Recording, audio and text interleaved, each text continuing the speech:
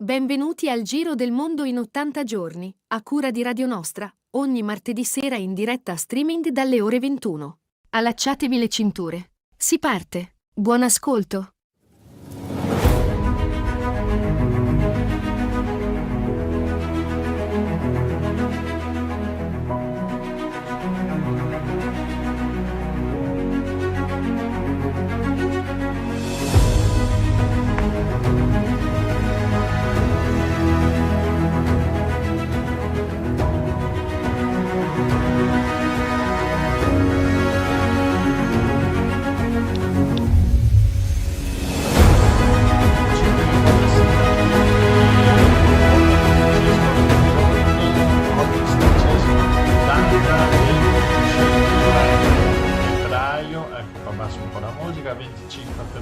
Con me sul cestello c'è Rossella. Ciao Rossella. Ciao a tutte e a tutti, bentornati e bentornati. Poi c'è anche Stefano. Ciao Stefano, ci sei? Buonasera a tutti. Bene. Sono pronto a godere una bella trasmissione. Bene, un bel volo, facciamo un volo. Vi ricordo che mancano 10 mesi a Natale e andiamo subito col primo brano. Il primo brano è un ricordo. Vuoi pronunciarlo, vuoi anticiparlo te, Rossella? È un brano storico al quale molti di noi, specialmente quelli un po' meno giovani, sono affezionati, che si chiama Bandiera Gialla. E lo rievochiamo perché è mancato pochi giorni fa il suo autore e insomma era anche la sigla di una famosissima e travolgente trasmissione radiofonica, noi amiamo la radio. Un arbore con compagni. E quindi ascoltiamo un pezzettino sperando sempre che YouTube non ce la chiuda, non ce la stacchi. Bandiera Gialla dalla cover di Nessuna Pretesa.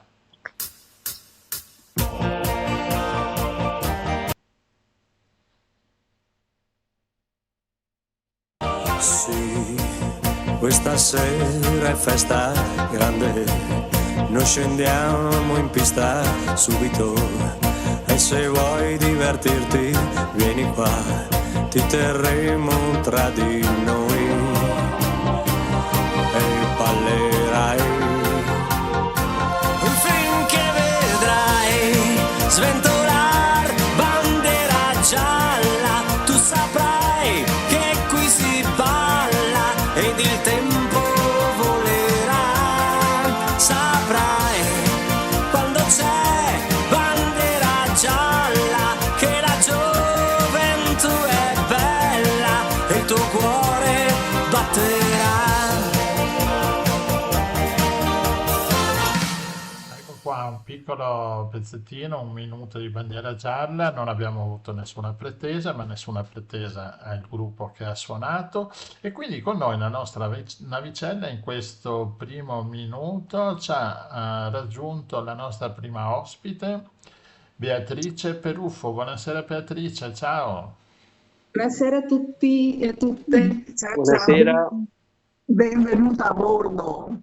Grazie, grazie mille.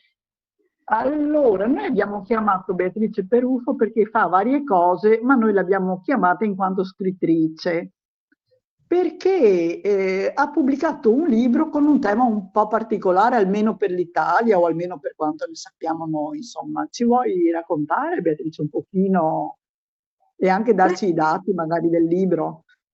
Volentieri. Allora, intanto è uscito a fine novembre 2024, è un romanzo e si intitola Segreti di ghiaccio, la deriva di Larsen B, uscita per la casa editrice Linea Edizioni. E intanto diciamo qui sono la presentazione. Ha una copertina che è sull'azzurro e bianco, dove sono rappresentati chiaramente insomma degli iceberg galleggianti, si intravede il mare, le correnti, insomma, e poi c'è un cielo un po' ingrigito e si possono individuare 3 elicotteri neri che sorvolano e spostando in basso lo sguardo si vedono 6 persone piccoline in basso a destra che camminano sostanzialmente sui ghiacci. Ecco, questa è la copertina. È una copertina già che ci dà degli indizi, no? Rispetto al tema del libro. Sì, un po' fa sì, un po' di spoiler la copertina. Se uno ha la pazienza di guardarla, poi per arrivare ai fatti che la copertina descrive, bisogna arrivare quasi in fondo al libro, in effetti. Sì, questi 3 elicotteri così neri sono sicuramente minacciosi. Poi uno potrebbe domandarsi cosa fanno quelle persone lì su questi iceberg. Ecco, questa è la domanda che uno si fa: cosa fanno queste persone su un iceberg? L'iceberg è un oggetto enorme di ghiaccio che è destinato a fondersi completamente. Quindi non è che sia proprio una scelta felice quella di stare su un iceberg, se ci si pensa, ma loro sono lì. È una scelta che fanno. Una scelta, va bene. Questi personaggi, insomma, i personaggi di questo romanzo, è un romanzo, giusto? È un romanzo del genere climate change, che è stato individuato recentemente come genere, perché stanno iniziando a uscire libri come il mio, dove il tema del cambiamento climatico viene un po' proposto, insomma, sotto forma appunto di narrativa, di proposta narrativa. E nel mio caso è un eco-thriller, è un thriller, sì, genere e di tipo thriller, insomma. Guarda, ti confesso che non sapevo che esistevano, che stava diventando un genere, ecco, diciamo. Sì. Credo che sia molto importante perché magari è un modo un po' più accessibile, no? Per arrivare ad affrontare comunque un tema gravissimo che ci coinvolge, però dopo magari uno si stanca, no? A sentire le trasmissioni dei doti scienziati che ci spiegano. Sì, io ho fatto proprio questa riflessione. È normale stancarsi perché la mole dei dati che bisogna prendere in considerazione è enorme, anche per uno che vuole documentarsi. Inoltre sono fenomeni abbastanza complessi che devi vedere nella loro interazione. Cioè, capire la faccenda dei cambiamenti climatici è cognitivamente impegnativo per tutti, quindi, e poi genera ansia. Perciò quando si è presi dall'ansia si evita, sono tutti comportamenti normali. Allora ho pensato che un romanzo ti può aiutare a comprendere il fenomeno, perché ti accompagna anche usando insomma la narrativa, i personaggi, le vicende, la trama, ma non puoi scrivere un romanzo mettendo dentro tutto, perché allora sarebbe, insomma, si ricasca nel problema. Allora c'è stato bisogno di selezionare alcuni aspetti che io ritengo essere fondanti, cioè quelli che io ritengo che una persona debba conoscere. Ecco, quindi ho dovuto fare un lavoro di selezione e il romanzo quindi gira attorno a questi nuclei che io ritengo necessari da conoscere. Ecco. E senti Beatrice, ma come ti è venuto in mente, cioè tu ti occupavi già di tematiche ambientali prima di scrivere questo romanzo? Allora, io sono sempre stata un'ambientalista fino da ragazza, poi i miei studi, io mi sono poi laureata in biologia, specializzandomi anche in ecologia, insomma è proprio il mio, diciamo così, interesse da sempre.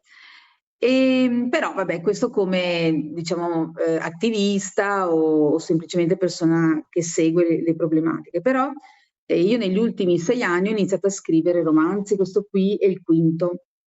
E la mia scelta è stata quella di scrivere romanzi sempre a tema ecologico, sempre per quel principio che ti stavo dicendo prima, cioè di aiutare le persone ad arrivare in fondo a una tematica, in questo caso i cambiamenti climatici, aiutati dal romanzo, dal fatto che è un romanzo sostanzialmente. Perché il mio ragionamento è che le librerie sono piene di manuali, no? I manuali ti dicono troppe cose. Alla 10ª pagina nessuno va avanti quando ha un manuale, lo consulta, ma difficile che uno lo legga tutto. Invece con un romanzo è probabile che tu possa, insomma, essere invogliato ad arrivare in fondo. Hai fatto Quindi mi libri pare di anche... capire. Sì, Scusa, vai. dicevo, io sto mettendo un po' le copertine dei libri che hai Sì. scritto, ci sono anche della letteratura per ragazzi, no? Vedo Oceani di plastica, Raffa e Sì. Margot. Mhm. Sì, sono partita con Oceani di plastica, che è stata come dire, un'occasione fortunata che mi è stata offerta di iniziare sostanzialmente a scrivere. Questo romanzo, Oceani di plastica, sta avendo adesso usare la parola successo, non vorrei insomma, esagerare, usare una parola che non è giusta. Esagera. Ma insomma, comunque è un libro che è molto letto a livello tra la quarta della primaria e la prima e seconda delle medie, molto molto letto, specialmente in Sud Italia, quindi non da noi, ma in Sud Italia forse hanno più sensibilità per, diciamo, la salute del mare, probabilmente, credo.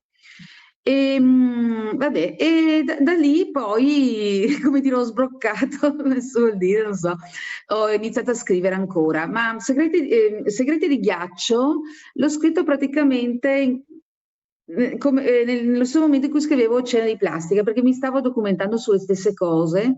Allora avevo voglia di scrivere uno per bambini e uno per adulti, però quindi l'ho terminato nel 2017, però dopo non ero convinta di come farlo terminare, finché non ho trovato la chiave che appunto mi convincesse, mi piacesse.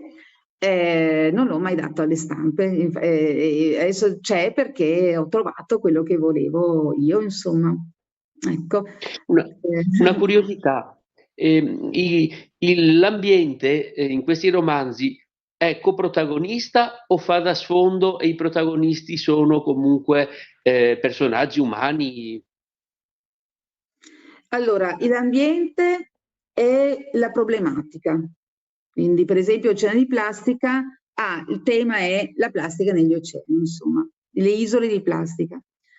Poi Terra Avvelenata SPA invece ha come tematica il percorso dei pesticidi illegali in Italia e il loro utilizzo. Però poi i protagonisti sono i personaggi, cioè sono tutte avventure, ci sono le relazioni, ci sono gli eventi che accadono, i dialoghi, perciò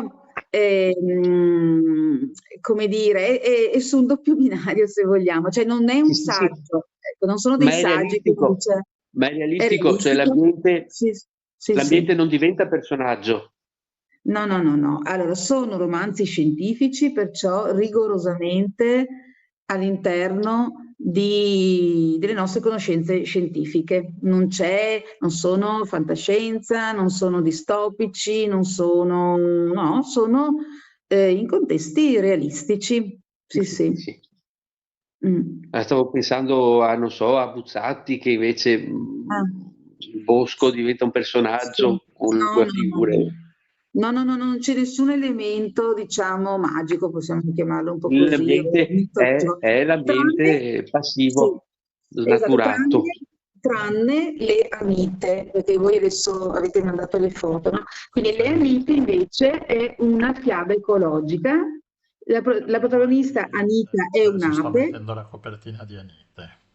Ok, la protagonista è un'ape nel suo mondo delle Ecco, api, cioè dentro l'alveare. Allora, quella però è una fiaba ecologica, quindi si presenta in questo modo, ma è uno stratagemma quello di usare la fiaba ecologica, perché comunque i contenuti sono rigorosamente scientifici. Cioè io, siccome anche per le api, noi tutti vogliamo bene alle api, ci sembrano fantastiche, ma anche loro sono difficili da capire la loro biologia. Ci vendono decine e decine di manuali, ma io sfido che ci sia qualcuno che non sia un apicoltore che abbia letto tutto un manuale sulle api, impossibile, perché anche lì ti stanchi.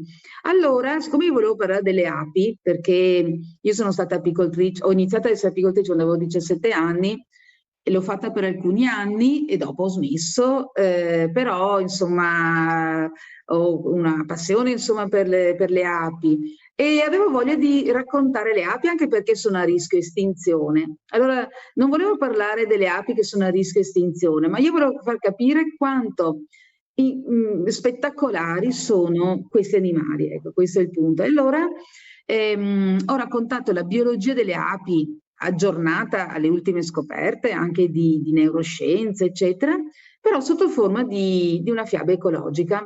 Quindi io lì spiego proprio come avviene la comunicazione, com'è il rapporto anche con altri animali, non so, i ragni, le farfalle, perché l'ape esce anche dall'alveare, no? E anche tra di loro. Bello, Le anite, profumo di miele e propoli. Sì.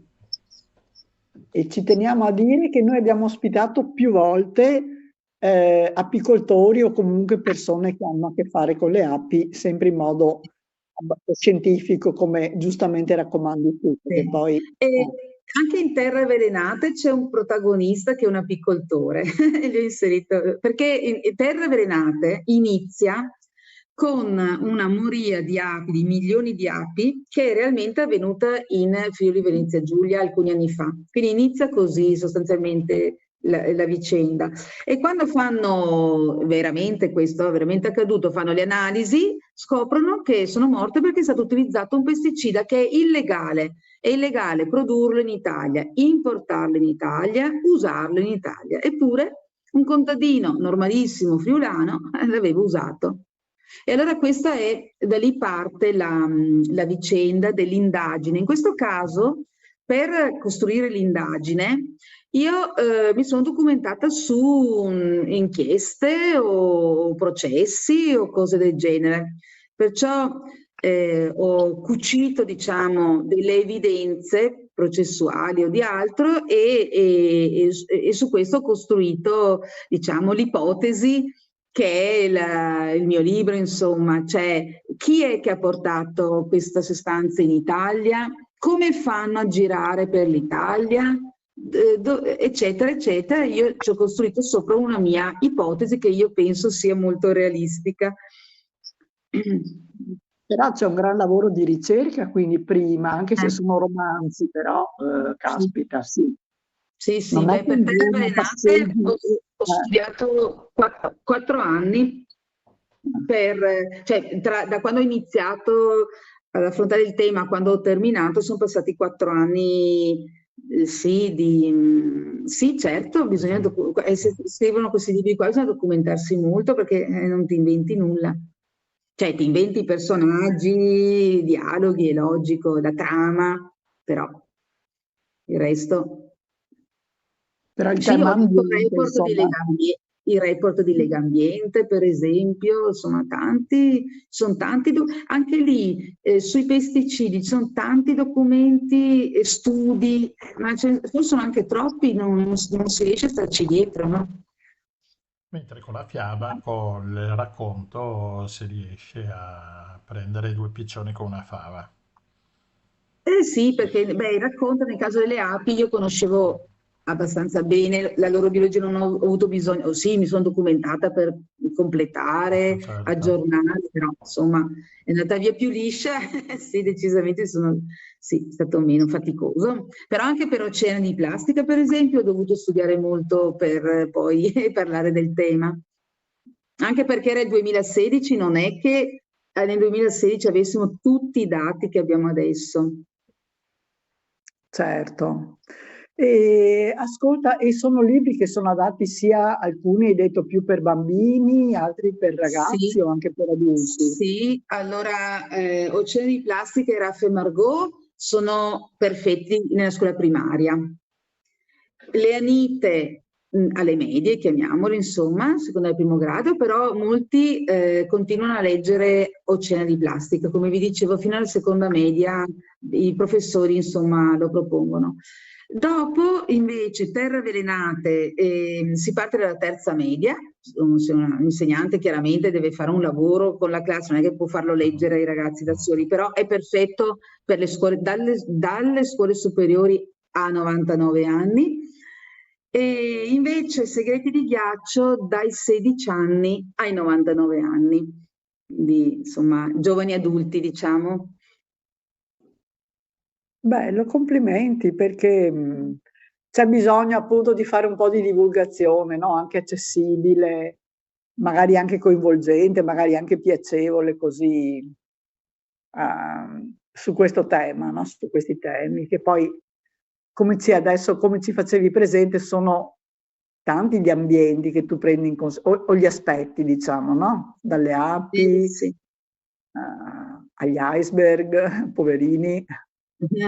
Sì, sì, sono le tematiche che io ritengo che abbiano più urgenza di essere risolte.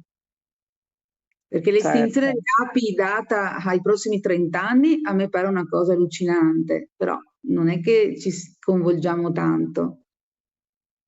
E c'è una parte di morale che consegna una speranza o sono tristi?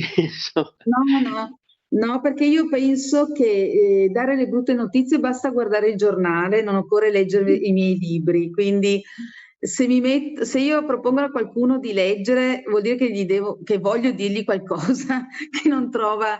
Allora, io trovo, cioè i miei libri sono quello che io farei se io fossi il ministro, se io fossi deputata a risolvere i problemi del mondo, io cosa farei? Quindi produco sempre, cioè, è per quello che Segreti di ghiaccio non riuscivo a terminarlo, perché per anni non trovavo che cosa si poteva fare. Cioè, proprio dicevo no, questo no, questo no, questo no, non mi convinceva nulla.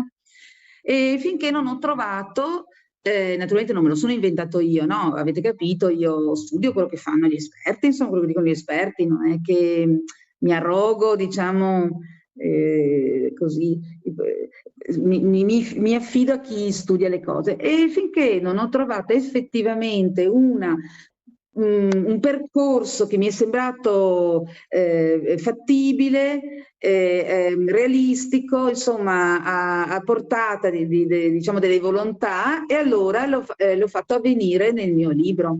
Ma quando io ho terminato il libro e l'ho pubblicato non aveva ancora vinto le elezioni Trump.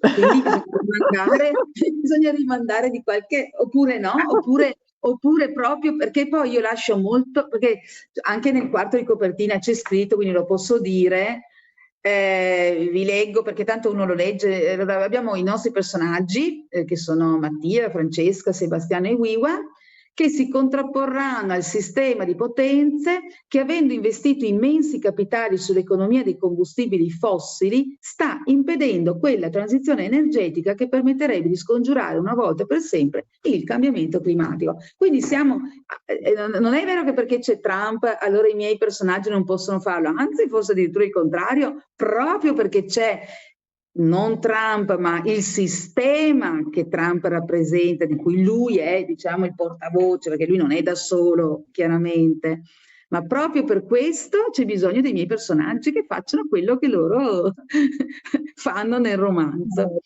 C'è speranza. Sì. Bisogna, perché se no non puoi entrare nelle classi o parlare ai bambini e ai ragazzi dicendo sapete cosa c'è? C'è una guerra qua, c'è una guerra là, c'è questo problema che non ha speranza, c'è questo problema che non ha speranza. Cioè, e dopo li rimproveriamo perché non fanno i figli? Cioè, voglio dire, e dopo cosa vogliamo da questi qua? Dobbiamo presentarci con delle risposte, magari non si realizzano, però bisogna presentarsi con delle proposte operative. Ovviamente siamo d'accordissimo con te su questo, insomma. Grazie Beatrice, ci hai aperto un mondo, perché di questi eco-thriller non eravamo tanto, almeno io, a conoscenza, e quindi sì, siamo contenti che stia diventando anche materia per dei romanzi e che avvicinino, speriamo, di più le persone ai tanti problemi che affliggono la nostra piccola terra che ci ospita così amorevolmente per il momento, almeno la maggior parte di noi. Sì, grazie a voi. Bene, grazie mille. Molto piacere. Grazie, buonasera. Buonasera a tutti. Bene. Ciao. Grazie Ciao, Beatrice, ciao. grazie. Ciao, ciao, ciao, grazie.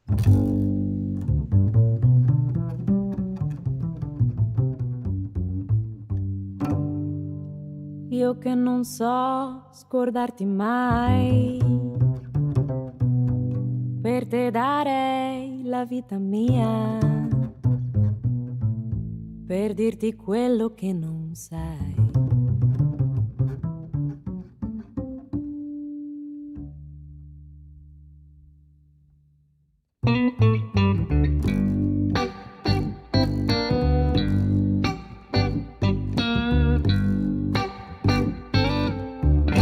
Un'ora sola ti vorrei, io che non so scordarti mai, per dirti ancora nei baci miei che cosa sei per me. Un'ora sola ti vorrei, per dirti quello che non sai, ed in quest'ora donerei la vita mia per te. Io non vedo il mondo quando penso a te, vedo gli occhi tuoi nei miei, ma se non mi vuoi non è niente, sai, la vita mia per te. Un'ora sola ti vorrei, io che non so scordarti mai, ed in quest'ora donerei la vita mia per te.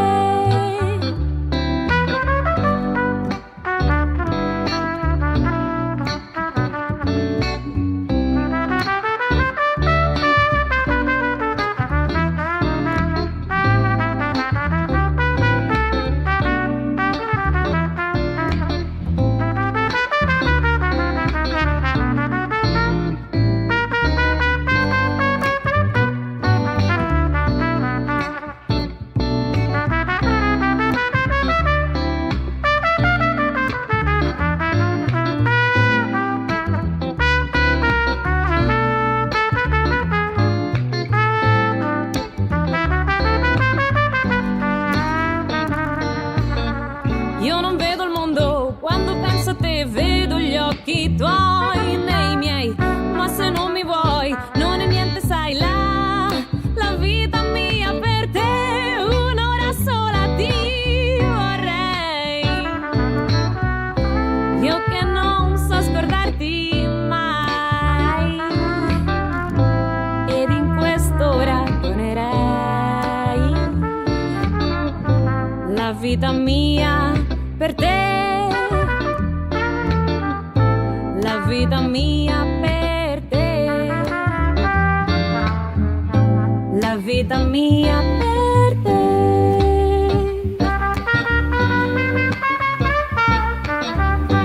Un'ora sola ti vorrei. Un'ora sola ti vorrei con Laura Milazzo. Da Laura passiamo al nostro secondo ospite con la nostra mongolfiera, vogliamo verso Torino, se non proprio a Torino. Giusto, Rossella? Giusto, e prendiamo a bordo il dottor Paolo Molinari, che è un ricercatore faunistico. Abbiamo scoperto un'altra cosa nuova. Benvenuto a bordo. Benvenuto, buonasera. Pronto? E non so se ci sente. Ci senti? sente? Sembra di no. Sì, buonasera, vi Ah, sento. ecco, boh.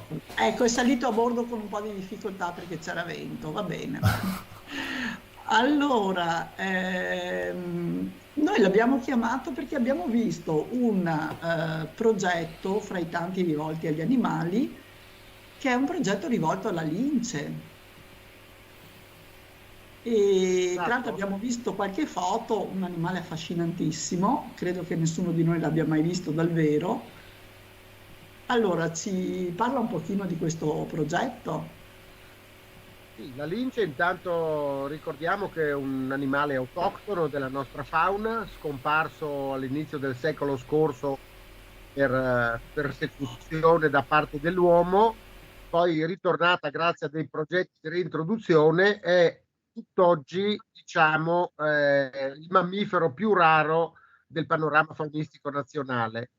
È oggetto di particolari ricerche e misure di conservazione. È un animale che ha difficoltà, diciamo, a riaffermarsi sul territorio, per questo ha bisogno di progetti attivi e noi siamo impegnati in questo. Ma e come mai, partiamo dall'inizio, come mai veniva cacciato dall'uomo? Non è che si mangia, no, la lince, credo. No, non si mangia, ma come tutti i grandi mammiferi carnivori, al pari dell'orso, del lupo, erano considerati dei concorrenti per le attività agricole di allevamento Ok. seguiti dall'uomo. Addirittura venivano pagate delle taglie per la sua eradicazione e quindi è andata un po' così, ecco. Poi per fortuna la cultura è cambiata ed ecco che siamo qui impegnati a farla tornare. Ho visto dalle varie piantine che la lince viaggia, diciamo, tra la Slovenia, l'Italia, l'Austria, no? Gran parte della mappatura, diciamo, che avete fatto con le linci. Visto che avete anche dato, ci sono dei nomi con i radiocollari, suppongo, no? Che vengono monitorate. Sì, la lince ha un territorio, diciamo un animale territoriale, ha dei territori molto grandi, oltre 200 km quadrati per un singolo individuo.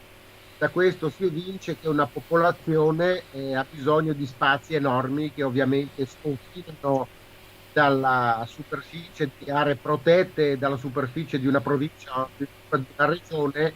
Quindi sono progetti che necessariamente dobbiamo fare a livello internazionale su grandissimi spazi.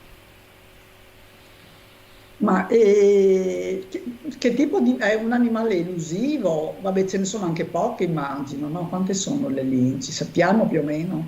Sì, sono molto poche, nel senso che intanto hanno delle densità bassissime proprio per questa territorialità e per l'esigenza di avere un territorio così grande.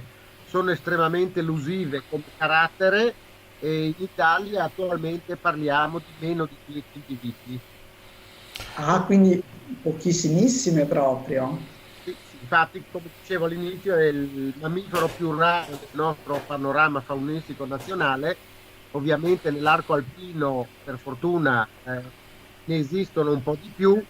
C'è una piccola popolazione di 200 individui in Svizzera, una popolazione vicina nel paese confinante in Slovenia, però parliamo già di monti dinarici, quindi siamo fuori dall'arco alpino, però c'è una connessione tra queste due subpopolazioni e l'obiettivo è di connetterle anche per favorire un cambio genetico e quindi una certa vitalità di questa specie. Ma scusa, no, volevo solo sapere che tipo di male, cioè è grande come un gatto, no? È più grande di un No, è gatto. molto più grande. Diciamo la grandezza di una lince è quella di un pastore tedesco di media taglia. È un animale che arriva a pesare 30 kg e oltre, quindi un gatto diciamo piuttosto grosso, è caratterizzato da un mantello particolare fatto da maculature, quindi si fa assumere delle sembianze molto esotiche, è caratterizzata da un ciuffo di peli sulle orecchie, da una coda corta, da una sorta di barba che porta guanciali chiamate pedine, e quindi un animale che anche dal punto di vista dell'aspetto è molto, molto particolare, molto affascinante. Ecco, a differenza del lupo, vive da sola in branchi? Com'è la vita della lince? Un animale assolutamente solitario e territoriale per territori esclusivi, il che vuol dire che dove vive un maschio non vivono altri maschi, lo stesso vale per le femmine, solo i territori dei maschi che si sovrappongono per ovvie ragioni e il momento dopo il periodo degli amori, dopo ovviamente il maschio si disinteressa, diciamo, della femmina e della prole. La mamma lince, diciamo, una mamma sola deve arrangiarsi ad accudire, a far crescere i cuccioli. Ecco, una lince maschio quanto occupa di territorio suo che non vuole che altri animali I maschi entrino? arrivano a occupare anche fino a 400 km quadrati, Ah, la media è però sotto i 250, mm, quindi sono mm, territori davvero molto grandi. molto È vasti, sì. necessario perché la lince, come predatrice, come cacciatrice solitaria, deve fare affidamento al suo, diciamo, effetto sorpresa quando caccia, e quindi per poter eh, far valere questo effetto sorpresa ha bisogno di territori molto grandi. Se cacciassi su un territorio troppo piccolo, questo effetto sorpresa andrebbe perso. Ascolta, e che Può ruolo essere... ha nella... Ah, scusa Stefano. Ah, se ci possono essere pericoli per quanto riguarda l'uomo, perché altrimenti poi tornano le polemiche come per l'orso. Diciamo che la lince, come tutti i grandi mammiferi carnivori, potenzialmente potrebbe tranquillamente sopraffare un uomo, questo non è assolutamente un problema, però non ci sono documenti storici di aggressione all'uomo, quindi è considerato un animale perfettamente innocuo, e noi quando durante le nostre ricerche la seguiamo anche da vicino, e quando ci avviciniamo alla tana per marcare i cuccioli per ragioni di ricerca e di studio, la lince ovviamente manifesta una certa aggressività perché vuole così dare un segnale, no? Di mantenere le distanze verso i cuccioli, ma è una cosa assolutamente naturale, però non attacca mai. No, io invece volevo chiedere che ruolo ha nella catena alimentare, cioè chi preda e se ha nemici predatori. È un cosiddetto super predatore, quindi sta assolutamente all'apice della piramide alimentare, si nutre solo di prede che lei stessa caccia, non è come l'orso o il lupo, un opportunista alimentare che non si nutre di altre cose tranne che degli animali che lei stessa preda, quindi uccide, che sono degli erbivori come i caprioli, i cervi, i caproni. Mentre lei Quindi non se teme voi... nessuno. Non ho capito, scusi? Lei non teme nessuno, dico lei. No, assolutamente. Tranne l'uomo. Tranne l'uomo, sì, purtroppo. Quindi se voi portate del cibo alla lince, la lince lo rifiuta. Non lo accetta, sì, non lo considera nemmeno. Non è possibile attrarla con del cibo, niente, assolutamente, diciamo, focalizzata solo sulle prede, appunto, che lei stessa uccide. Che bello, molto affascinante. Ascolta, e adesso quindi c'è questo progetto di reintroduzione in sostanza. Ma più che reintroduzione è un progetto di rinforzo, nel senso che dopo la sua scomparsa dall'arco alpino negli anni 70 sono stati fatti diversi progetti di reintroduzione, dopodiché questi animali hanno dato per un certo periodo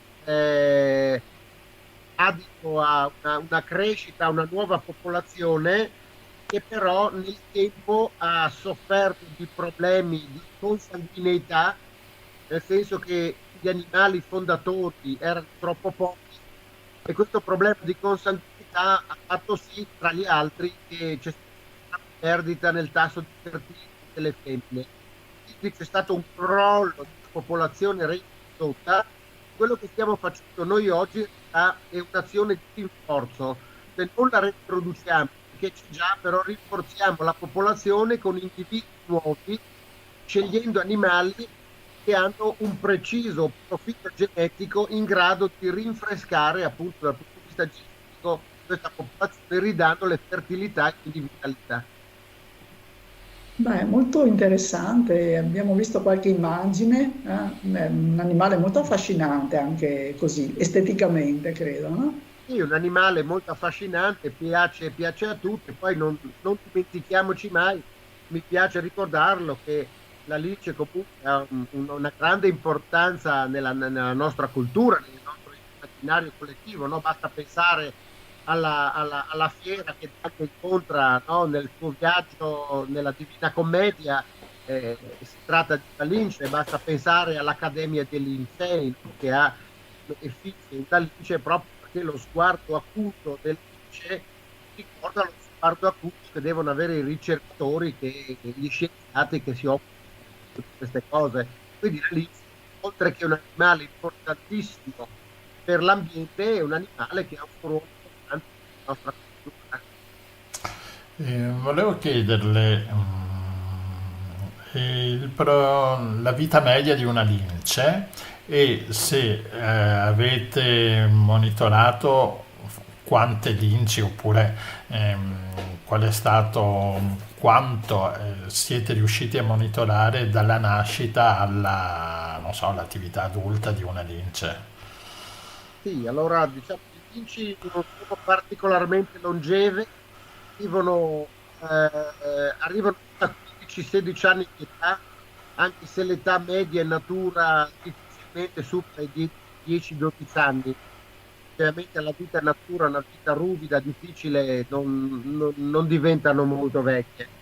Ci sono dei casi, alcuni casi documentati nelle nostre ricerche dove abbiamo marcato dei cuccioli in tana, successivamente catturati, uniti di radiocolare e seguiti per tutto il ciclo vitale. Appunto una femmina è arrivata a 16 anni, un maschio è arrivato a 13, siamo riusciti a ricostruire il ciclo vitale, sono dei dati che dal punto di vista scientifico sono molto preziosi. Bene. Interessante, molto interessante. E speriamo appunto, come diceva Stefano, che se si moltiplicano un po' poi non ci pentiamo come hanno fatto in Trentino con gli orsi, ma insomma dai, auguriamoci di no. Va bene, grazie mille. Va bene, grazie, complimenti. Grazie a voi per l'ospitalità e buona serata. E invito tutti ad andare a vedere il sito che è Progetto Lince Italia, mi pare, .it, dove ci sono non solo la lince, ho visto, ma ci sono anche i lupi, ci sono anche altri animali, no? Sì, va bene. Allora, andiamo, grazie mille. Grazie mille. Sera.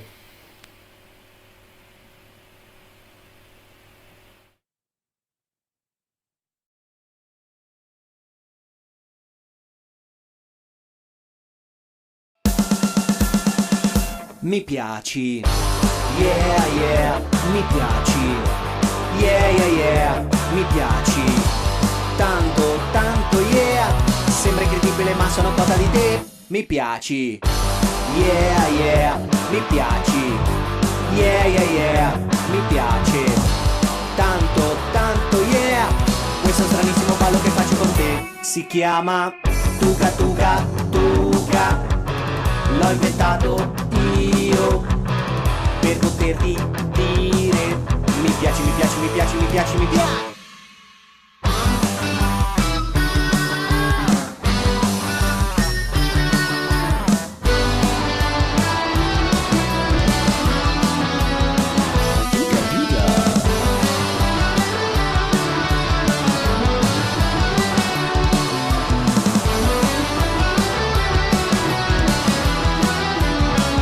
Si chiama Tuca Tuca Tuca, l'ho inventato io per poterti dire mi piaci, mi piaci, mi piaci, mi piaci, mi piaci, ti voglio, yeah yeah, ti voglio, yeah yeah yeah, è tanto bello star con te e quando ti guardo lo sai cosa voglio da te, ti voglio, yeah, ti voglio, yeah yeah yeah, è tanto bello star con te e quando mi guardi lo so cosa tu vuoi da me.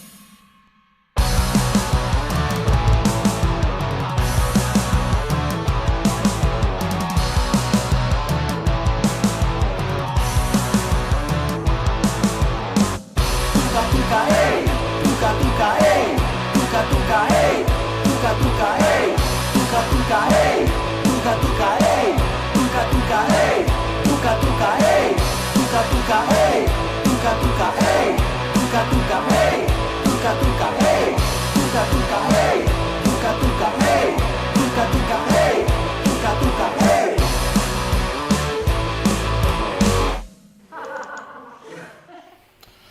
Io i Gomma Gommas, i nostri amici marchigiani con Tuca Tuca.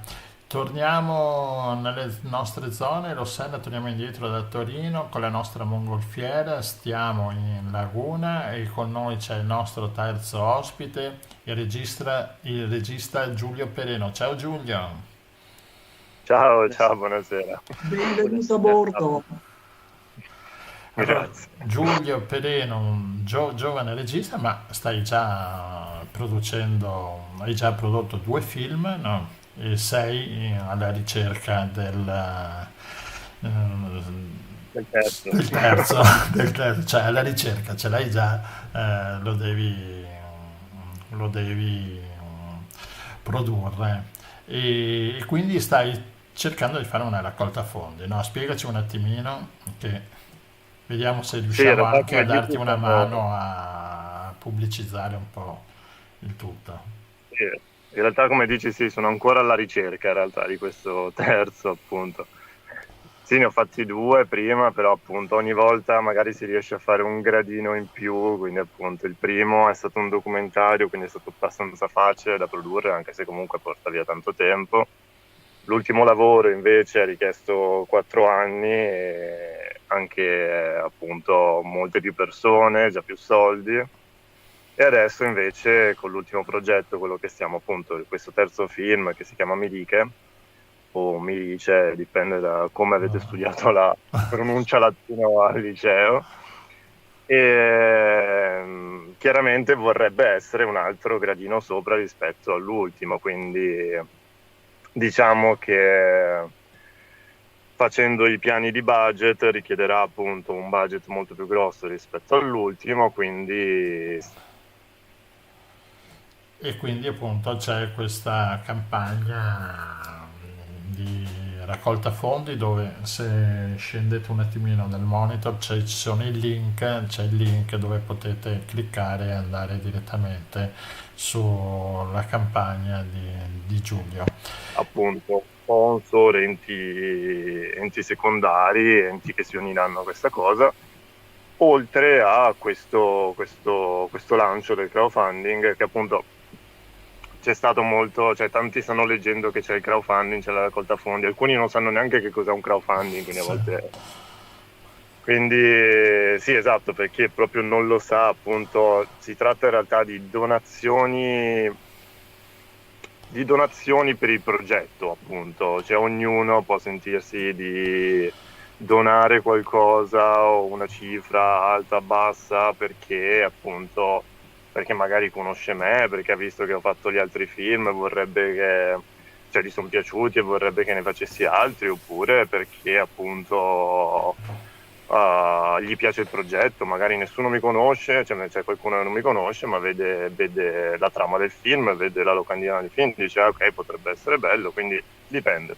Cioè c'è anche sul tuo sito giuliopereno.it o com, adesso non me lo ricordo, comunque c'è anche Sì, questo, c'è il link e c'è anche la storia di Mirice o Miricae. Mi dice. io lo chiamo Mirice. Milica, però si può dire in entrambi i modi, assolutamente.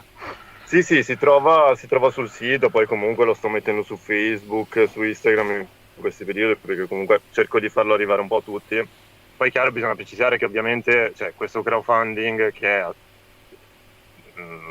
diciamo cerca di raggiungere la raccolta di 5.000 euro, ovviamente non è che andrà a coprire l'intero film, ovviamente con Certo. 5.000 euro purtroppo non ci fai un film, ma è comunque Però il passo aiuta. più importante. No, anzi, perché diciamo che non ha solo un valore monetario, diciamo, ha proprio un valore molto importante per raggiungere i fondi successivi. Ecco, diciamo che molti sponsor, molte persone che vorrebbero investire, però vorrebbero prima che il pubblico rispondesse per primo, ecco. Mostrare a chi vuole essere coinvolto, a chi vorrebbe essere coinvolto in questo film, in questo progetto, che il pubblico appunto è coinvolto, ci crede, dà una grande mano a raggiungere effettivamente altri fondi e riuscire a completare la cosa. Quindi diciamo che è il momento più importante questo. Allora avete come collaborazioni, ho visto dal tuo sito, il Comune di Cavallino Treporti, Cuba Lai e Editoriale Unicorn. Editoriale Cioè, Unicorn. Sì, diciamo che Editoriale Unicorn già ci aveva appoggiato sugli anche per gli altri due altri primi film. film, soprattutto con l'ultimo.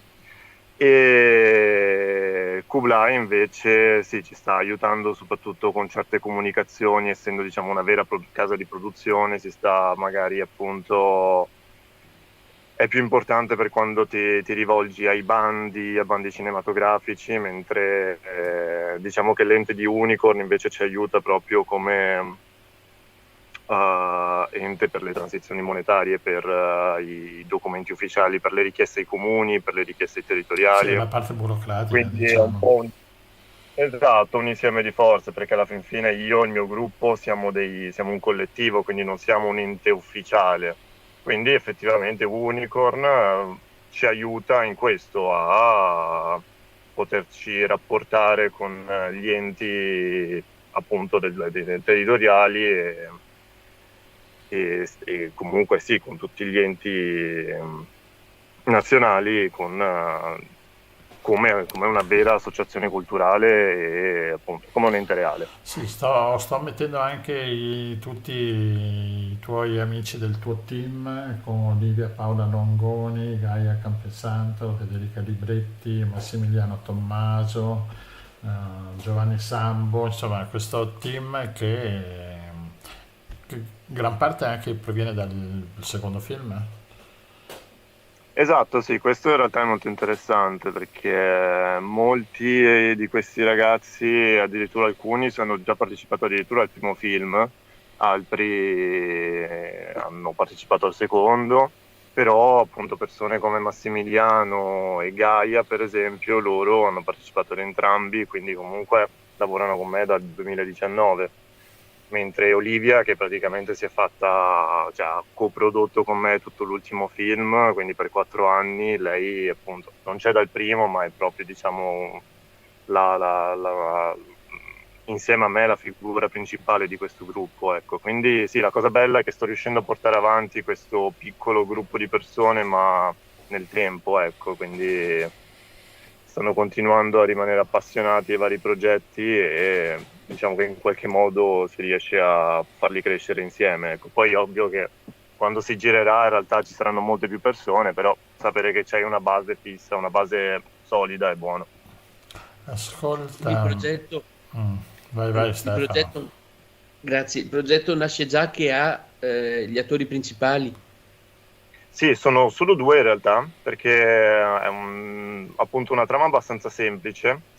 Quindi sono due ragazze più o meno della mia età, hanno 29-30 anni, e sono due attrici di teatro, si chiamano Amalia Stagnaro e Michelangela Battistella, sono tutte e due attrici di Torino, e sì, sono già state scritturate diciamo già in sceneggiatura, perché comunque hanno lavorato anche loro al film precedente, che era un film a episodi, quindi aveva un cast grandissimo, c'erano 14 protagonisti, quindi comunque diciamo che però abbiamo già lavorato insieme, ecco.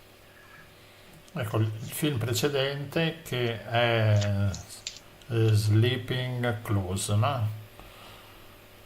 Che Sì, inizialmente si chiamava Dormiamo insieme, avevamo questo titolo italiano che a me piaceva anche molto. Poi c'è stato un po' di necessità di trovare un titolo internazionale con tutto il circuito festivaliero, quindi alla fine è rimasto, diciamo, ufficialmente col titolo inglese, ecco. Ma ascolta Giulio, quando è che ti è venuta la voglia appunto di fare i film? Cioè, io so che sei un bravissimo anche disegnatore, no? Se non sbaglio. Beh, oddio, sì, mi piace disegnare. No, in realtà sì, è vero. All'inizio volevo fare pittura, effettivamente, questo è vero, sì. Ma infatti la mia idea era quella, poi ho scoperto la fotografia e poi per sbaglio, no, in realtà neanche per sbaglio ho iniziato appunto a girare. Il primo film è nato come documentario, ho iniziato a fare delle interviste, abitavo a Berlino in quel periodo, quindi ho iniziato a fare interviste. Ha vinto anche dei premi come documentario, se non sbaglio. Era interessante perché appunto Era intrecciava Donne viaggiano da sole, il no? documentario. Esatto, intrecciava questa parte documentaristica che era nata come interviste a donne che avevano, di tutto il mondo ovviamente, che avevano fatto viaggi in solitaria, e quando ero tornato in Italia avevo iniziato a girare una parte fiction, diciamo con un'attrice, e quindi diciamo che il film è un film documentario, nel senso che intreccia una sceneggiatura fiction, di finzione, con le interviste, quindi con la parte documentaristica. E effettivamente sì, era andato a Benevento, ha vinto un paio di premi, quindi forse è stato anche quello poi a mandarmi avanti e dire ok, magari Certo. si può provare a farne un altro. Chiaro che dà morale. Ci aiuta. Allora, questi qua si possono vedere da qualche parte oppure dobbiamo aspettare che qualcuno li proietta? Allora, in realtà appunto, no, il primo, Donne che viaggiano solo, è abbastanza facile da raggiungere. Infatti quando qualcuno mi chiede faccio avere uno streaming gratuito, cioè molto molto facile. Invece l'ultimo film adesso è un po' più complicato perché è appena stato ai festival, ha appena fatto un anno di festival, e appunto c'è tutta una questione di tenere il film in esclusiva, eccetera, eccetera. Quindi attualmente a parte che lo sto inviando a tutte le persone che appunto stanno aiutando il crowdfunding, quindi c'è proprio scritto nel crowdfunding che anche per dare un po' di incentivo, che tutte le persone che ci aiutano, che donano, diamo la possibilità di scaricare i 2 film. Poi adesso appunto stiamo preparando anche una locandina che vorremmo, diciamo, fare delle stampe in modo che magari la gente possa anche ricevere qualcosa come nei crowdfunding le chiamano ricompense, ma come qualcosa di simbolico. Riconoscimento, sì. Esatto, grazie. Non mi piace molto questa ricompensa, invece il riconoscimento, più qualcosa che ti coinvolga, ecco, quindi. Quindi sì, diciamo che in qualche modo sono raggiungibili, solo che diciamo che ufficialmente bisogna aspettare ancora un po' prima che esca magari nei siti di streaming che conosciamo tutti, magari su Prime, su My Movies, sarebbe bello effettivamente, ecco. Ascolti, invece posso chiedere, con il titolo di questo film che progettate di produrre, però visto che c'è già la storia, ci sono già gli attori, le attrici, anzi così, c'entra qualcosa il titolo con Pascoli o è casuale? No, assolutamente, in realtà è proprio preso da quello, nel senso che, scusate, che appunto è un po' un riferimento. Allora, diciamo che l'ultimo film è stato molto complesso, nel senso che aveva molte storie, molti racconti, molte storie che si intrecciavano, per questo aveva tanti attori. Mentre questo film invece ho voluto fare un film, una sceneggiatura molto più semplice, molto, diciamo, lineare, anche se dopo sicuramente la sua complessità, però appunto avere solo 2 attori e tutto quanto girato in un paesino di campagna. Quindi ho preso questo titolo proprio per spiegare questa cosa, che volevo fare un film su una storia semplice, in un contesto semplice, con una trama appunto semplice.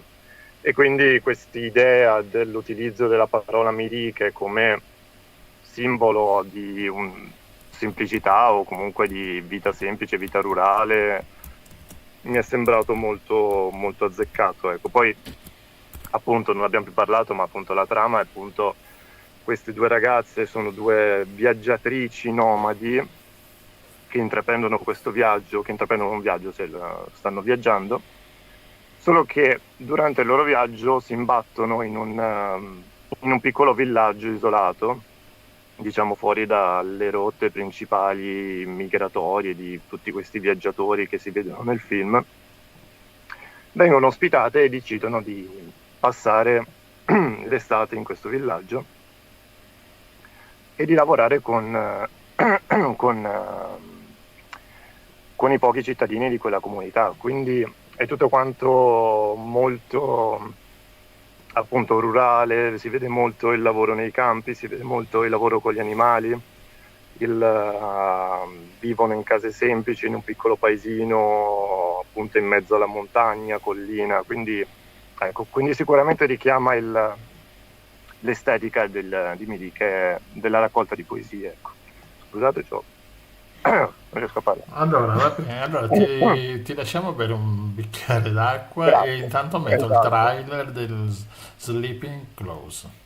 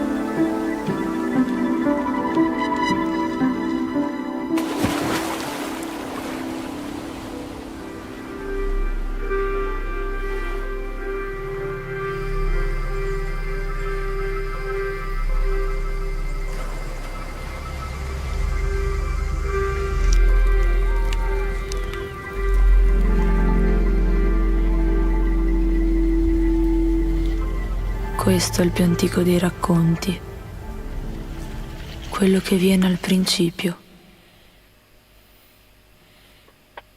Eccolo qua, abbiamo visto gran bella musica anche sul film, sul Sleeping Close. Beh, il musicista sarà contento di sentirlo. No, diciamo che effettivamente, come dicevi prima, riguardo questo gruppo, diciamo che proprio il collettivo è proprio nato, sì, fra me e il musicista, fra Massimiliano e me. Abbiamo iniziato a Torino, effettivamente. Abbiamo trovato un posto dove fare, diciamo, casa laboratorio per registrare i suoni, le voci e tutto quanto, tutta la musica del primo film. Quindi è stata proprio l'inizio della collaborazione, sì, ma anche proprio l'inizio di fare le cose proprio, diciamo, tecniche del film e di post-produzione, quindi. E poi ha voluto continuare, quindi ha sempre fatto lui tutte quante le musiche, ecco. Va bene, complimenti, cioè, adesso noi il Sleeping Close lo vedremo l'11 aprile qui a Cavallino Tre Porti, c'è anche l'accesso gratuito per chi Sì, vuole. sì. E puoi mettere anche una bella scatola, funziona per il prossimo film. Sì, oppure può essere un'occasione per ricordare che ci sarà, che c'è questo crowdfunding, non lo so. Non è una proiezione mia, ecco, sono ospitato da un evento, da un festival, quindi secondo me magari non è il massimo. Vabbè, ma visto che giochi in casa, insomma, vabbè. Può aiutare, sì, esatto. Va bene, Giulio, in bocca al lupo, grazie e vediamo anche di vedere il prossimo film che uscirà, suppongo. Quanto tempo di lavoro ci avrà? Tanti. No, ci vorrà un po', sì. Allora, noi andremo a girare. No, beh, oddio.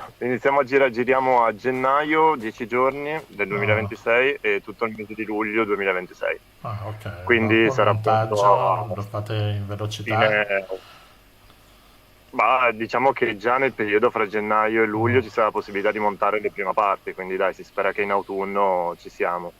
Quindi dai, abbiamo anche un po' di tempo per raggiungere questi fondi, appunto. C'è bisogno appunto di un po' di tempo per organizzare tutto. Purtroppo è un film, quindi sì. In bocca al lupo allora. Grazie. Grazie mille, intanto grazie mille per avermi ospitato qui. Figurati, Buonasera quando vuoi siamo sempre qui. Grazie mille Giulio, in bocca al lupo. Grazie Ciao. Ciao. Vai. E mi ne sondao donde che feva i gotti giocando a spinetta ai altri giochi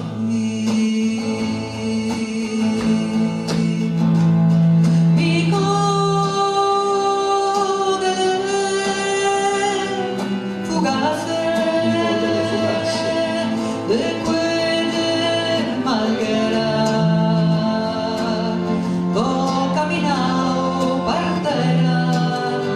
fino a Fusilino.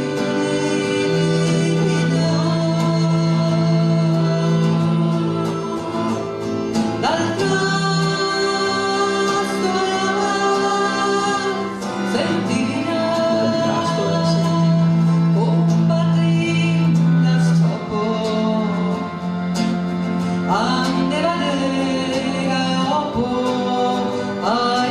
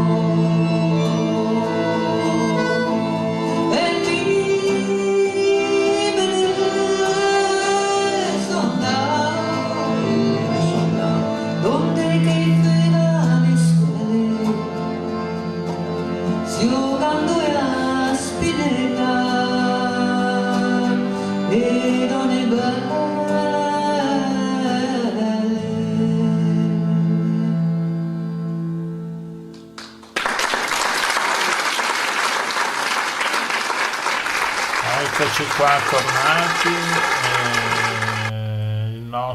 La nostra ospite è assente e doveva esserci Monica Giori. Monica Giori, se ci sei, batti un colpo, entra nella nostra navicella. E quindi Rossella, direi di passare allora alla... Ascoltiamo intanto Sami Sì, esatto, al nostro... da Gaza, che ci dà notizie un po' così, un po' alterne, diciamo. E vorrei solo già dire una cosa: dei Sì. 600 prigionieri palestinesi che dovevano essere liberati ieri e non sono stati liberati, circa il 60%, leggevo su un giornale più che affidabile, sono palestinesi che sono stati civili, che sono stati arrestati a Gaza. E Israele ha questa forma che si chiama detenzione amministrativa. Significa che si può tenere in carcere una persona per 6 mesi rinnovabili, mi sembra 4 volte, quindi 2 anni, senza formulare accuse. Quindi non possono avere un avvocato, perché l'avvocato non può difenderli perché loro non hanno un'accusa formulata. Quindi di questi 600 la maggior parte sono civili, non miliziani, presi a Gaza e portati lì, per cui vabbè, c'è anche questo, insomma. Comunque ascoltiamo Sami, che è sempre ammirevole il modo così positivo Sì, che hanno di vedere le cose. esatto. Andiamo con Sami, la registrazione che ci è arrivata oggi Pomeriggio. pomeriggio, quindi è fresca fresca. La situazione qui a Gaza non è tanto praticamente tranquilla, perché anche oggi, lì, soprattutto alle zone del sud, della striscia di Gaza, dove ci sono ancora i soldati israeliani, alla Filadelfia, lì vicino Rafah, ci sono ancora i soldati che stanno sparando anche questi giorni. Questi giorni, praticamente soprattutto queste 2 settimane, è stato freddissimo, è un freddo praticamente non è mai passato così, sono arrivate a 4-5 gradi. Ieri sono morte praticamente 2 bambine per causa del freddo, perché mancavano praticamente coperte, mancano anche tende, mancano tutto, perché anche le tende sono tutte plastica e fa freddissimo, sono tele di plastica, situazione ancora molto grave. Sì, ci sono entrati degli aiuti, però tutto quello che è entrato sono gli scatolami e poi ci sono meno roba, meno cibo fresco e situazione, vabbè, meglio che non sono più sparatoi, non sono più bombardamenti in diverse zone. Per la proposta di Trump, praticamente noi, la gente praticamente non danno retta nemmeno a questo dichiarazione di Trump, perché dicono la guerra di Israele sono durate 2 anni, non sono andato via, figurati praticamente che gli dice Trump che chiede alla gente di popolazione di Gaza di andarsi via. Israele ha cercato tutto durante questa occupazione, durante tutti i 75 anni, a fare la diaspora, per dare la gente fuori, però non sono riusciti. Situazione ancora non è facile per i bambini, soprattutto che sono praticamente la faccia più debole della società. Sono cominciato praticamente a prepararsi delle lezioni per i bambini, soprattutto in piccola età, perché hanno perso 2 anni scolastici. Non ci sono le scuole sono state distrutte, più dell'80% delle scuole sono distrutte, però le lezioni si fanno praticamente nelle tende e in altre scuole che sono ancora in piedi stanno facendo le lezioni. Ma gli abitanti del nord sono ritornati e tanti di loro sono ritornati e non hanno trovato proprio niente, zero, non ci sono più case, non ci sono più strade, infrastrutture zero, e a loro c'è stato il grande problema di trovarsi l'acqua.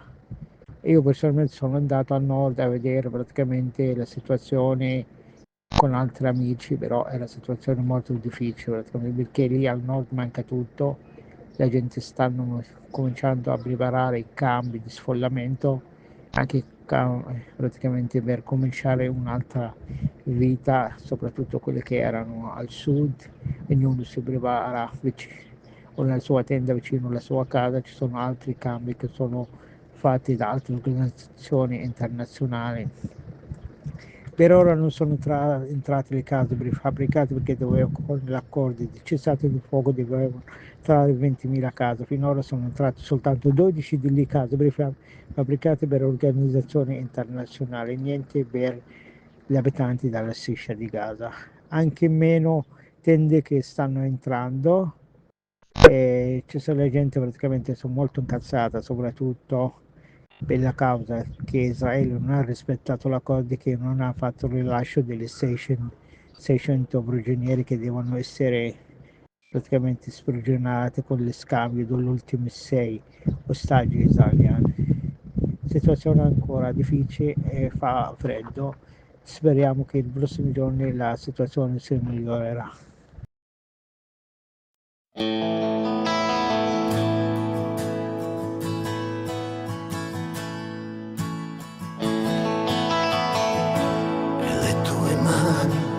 Quelle vere, distese sui prati costruiscono l'ere e la metà di questa voce che parla di lei che ti sono vicino. E va bene, va bene, va bene così. Va bene, intanto sei qui. E va bene così. E va bene, intanto sei qui. Vincere è molto importante per sempre essere nelle nuove speranze che vanno lontano sull'onda di ferro che portano l'aria al nostro mistero. E va bene, va bene, va bene così. E va bene, intanto sei qui. E va bene così. E va bene, intanto sei qui.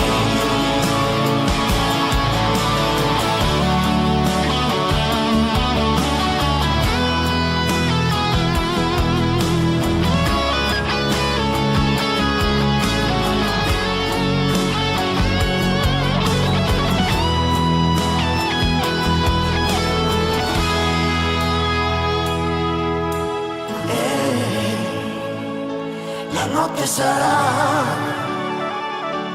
piena di sole e di libertà. E va bene così. E va bene, intanto sei qui. E va bene così. Va bene, intanto sei qui. E va bene così. E va bene, intanto sei qui. E va bene così.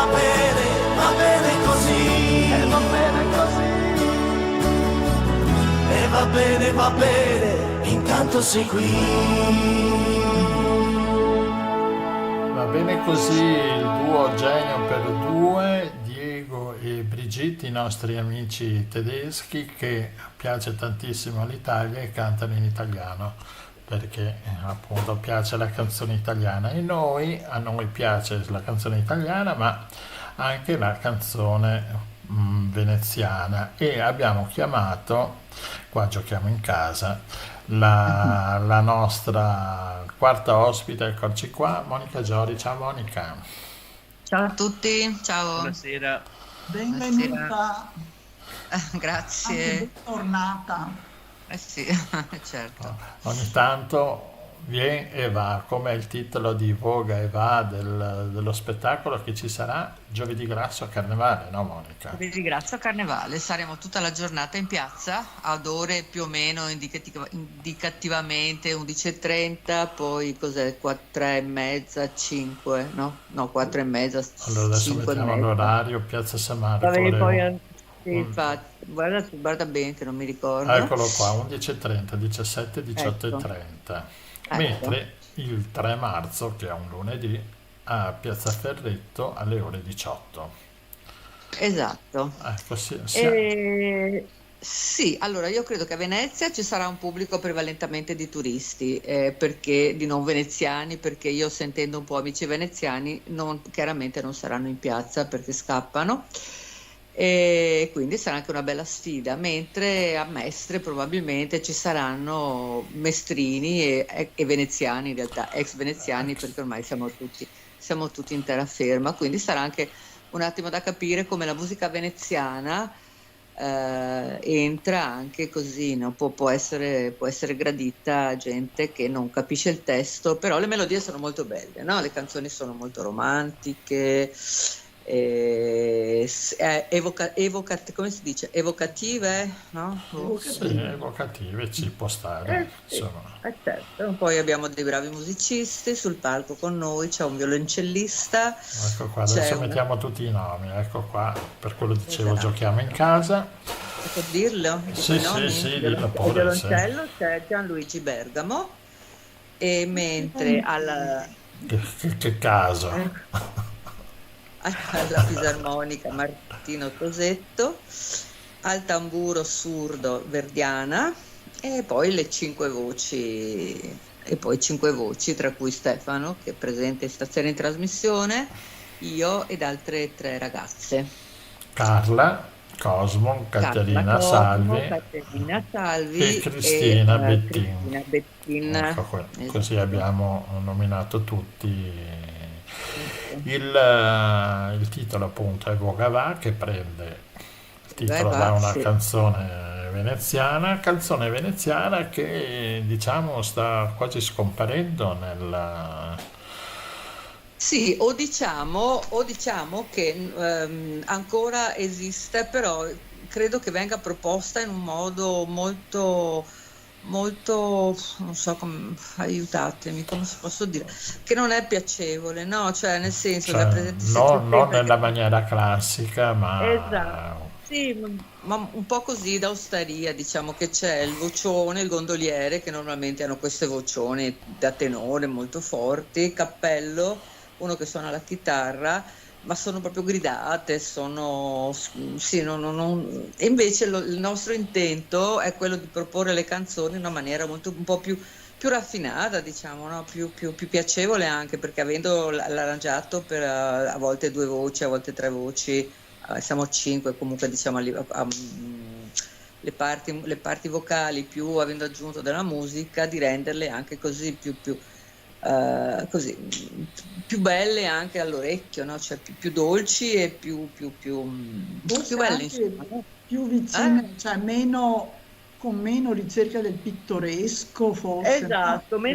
meno folcloristiche, se ne vogliamo dire folcloristica, ossia appunto il gondolier con il cappello e la maglietta a righe che urla a squarciavola queste canzoni, che per carità va bene, ma va bene finché c'è la serata, allora tutti goliardicamente, che canta sola, magari storpiando anche qualche parola. Mentre secondo me il nostro lavoro è un po' più raffinato, diciamo, e speriamo di arrivare, vedo che per il momento piacciono, no? Siamo apprezzati per quel lavoro che stiamo facendo. Sarà una sfida, sì, sarà una sfida adesso a vedere appunto la piazza, come risponderà la piazza a questa cosa. sì, anche perché in piazza di solito no, forse è una scommessa anche da parte dell'organizzazione, perché di solito sì, certo, no, certo. di solito Sì. le canzoni veneziane proprio durante il carnevale. Infatti sono un po' snobbate, no? Sono un po' snobbate, nel senso che magari ci sono i famosi canti da battello, no? Che sono comunque canzoni antiche, un po' liriche, diciamo, no? Un po' classiche. Quindi gli altri facciamo canzoni da batteo, da batteo nel senso del batteo del Vaporetto, no? Che tipo no, non lo so perché succedeva, no? Io, vabbè, a parte comunque che adesso io per esempio nella mia tradizione certe canzoni le abbiamo sempre cantate, no? Sì, si E cantavano in quindi barca, ti esatto, ricordi? in Cioè, barca e alle feste si finiva sempre per cantarle, ma anche a spiaggia, quando andavamo in spiaggia c'era sempre qualche chitarra si cantava, no? Da Preda, no? Da Preda in certo. realtà ha riportato un po' alla ribalta nel periodo delle radio libere, no?